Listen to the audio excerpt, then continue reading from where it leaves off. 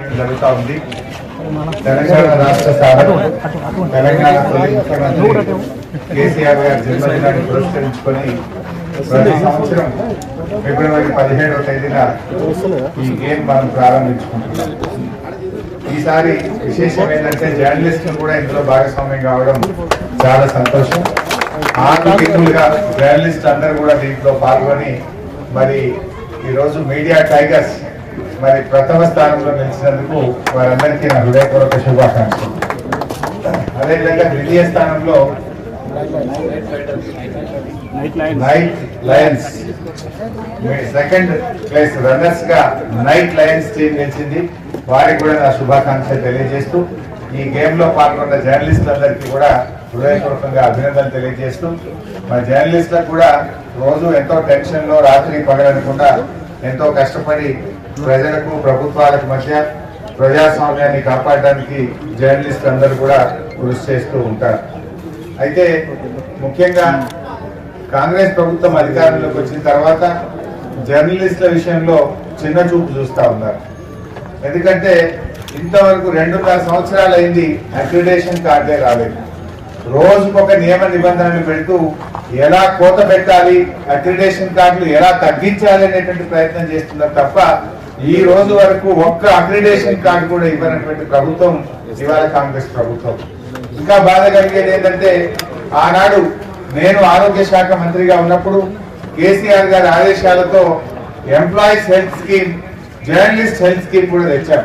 Cashless scheme ఎట్లయితే employees కి ఇస్తున్నామో జర్నలిస్టులకు కూడా కార్పొరేట్ ఆసుపత్రుల్లో క్యాష్లెస్ స్కీమ్ కు ఆనాడు జీవోలు కూడా ఇచ్చాం. కానీ మొన్న కాంగ్రెస్ ప్రభుత్వం ఉద్యోగులు తమ బేసిక్ పేలో 1.5% కట్టాలి, ఆ 1.5% కడితే రాష్ట్ర ప్రభుత్వం 1.5% ఇస్తూ ఉద్యోగులకు మాత్రం తెచ్చారు, జర్నలిస్టులకు మొండి చేసి చూపినారు. మరి జర్నలిస్టులను ఆ హెల్త్ స్కీమ్ లో భాగస్వామ్యం చేయకపోవడం అనేటువంటిది ఇవాళ చాలా బాధాకరం. ఆనాడు కేసీఆర్ గారు 100 కోట్ల రూపాయలతో జర్నలిస్ట్ సంక్షేమ నిధి పెట్టారు. ప్రెస్ అకాడమీని 15 కోట్ల రూపాయలతో అద్భుతమైన ప్రెస్ అకాడమీ కట్టారు. కరోనాలో కూడా చనిపోయిన జర్నలిస్టులకు పెన్షన్ సౌకర్యం, కరోనాలో చనిపోయిన జర్నలిస్టులకు ఆర్థిక సహాయం, వారి పిల్లలకు స్కాలర్షిప్లు, ఇలా ఎన్నో కార్యక్రమాలు కేసీఆర్ గారు జర్నలిస్టులకు అందించారు. గ్రామీణ ప్రాంతాల్లో అన్ని మండలాల్లో కూడా, అన్ని పట్టణాల్లో, అన్ని జిల్లాల్లో జర్నలిస్టులకు ఇంటి స్థలాలు కూడా ఇవ్వడం జరిగింది. మరి కాంగ్రెస్ పార్టీ వచ్చిన తర్వాత ఇవాళ ఒక్కరికి ఇంటి స్థలం ఇచ్చింది లేదు, అక్రిడేషన్ కార్డు ఇచ్చింది లేదు, బడ్జెట్ లో పెట్టిన పైసలు ₹1 విడుదల చేస్తలేరు. మొదటి బడ్జెట్ లో 16 కోట్లు పెట్టిండ్రు, 16 రూపాయలు ఇయ్యలే. ఇప్పుడు ఈ 31st ఇంకో బడ్జెట్ అయిపోతుంది, ఈ మార్చి నెల. ఈ బడ్జెట్ లో కూడా 16 కోట్లు పెట్టిండ్రు, ఇయ్యాలకి 16 పైసలు ఇయ్యలే. నేను బట్టి విక్రమార్క గారిని డిమాండ్ చేస్తా ఉన్నా, బడ్జెట్ లో పెట్టుడు బల్లలు కొట్టుడు కాదు, జర్నలిస్టులకు మొన్న ఈ ఆర్థిక సంవత్సరంలో మీరు పెట్టిన 16 కోట్లు వెంటనే విడుదల చేయాలని చెప్పి నేను బట్టి విక్రమార్క గారిని డిమాండ్ చేస్తా ఉన్నా. ఎందుకంటే ఇంకో 30 రోజులు అయితే ల్యాప్స్ అయిపోతుంది. ఇవాళ 1 జనవరి, 1 మార్చ్, 31 మార్చ్ లోగా మీరు డబ్బులు విడుదల చేయకపోతే ఈ సంవత్సరం కూడా ల్యాప్స్ అయిపోతుంది. పోయిన సంవత్సరం 16 కోట్లు పెట్టినావు, 16 రూపాయలు ఇయ్యలేదు. మరి ఈ సంవత్సరం జర్నలిస్టులకు 16 కోట్లు పెట్టినావు, ఇయ్యాలకి 16 పైసలు ఇయ్యలేదు. మరి ఈ 31 మార్చి లోగా ఆ 16 కోట్లు జర్నలిస్ట్ సంక్షేమ నిధికి బడ్జెట్ లో పెట్టిన విధంగా, బడ్జెట్ ను ఆమోదించిన విధంగా తక్షణమే జర్నలిస్టులకు విడుదల చేయాలని చెప్పి జర్నలిస్టుల పక్షాన నేను డిమాండ్ చేస్తా ఉన్నా.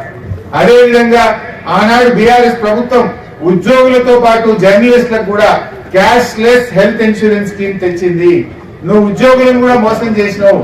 ఆ రోజు 1% కడితే రాష్ట్ర ప్రభుత్వం మిగతా డబ్బులు పెట్టి వాళ్ళ క్యాష్లెస్ స్కీమ్ మేము పెడితే దాన్ని 1.5%కు పెంచినావు.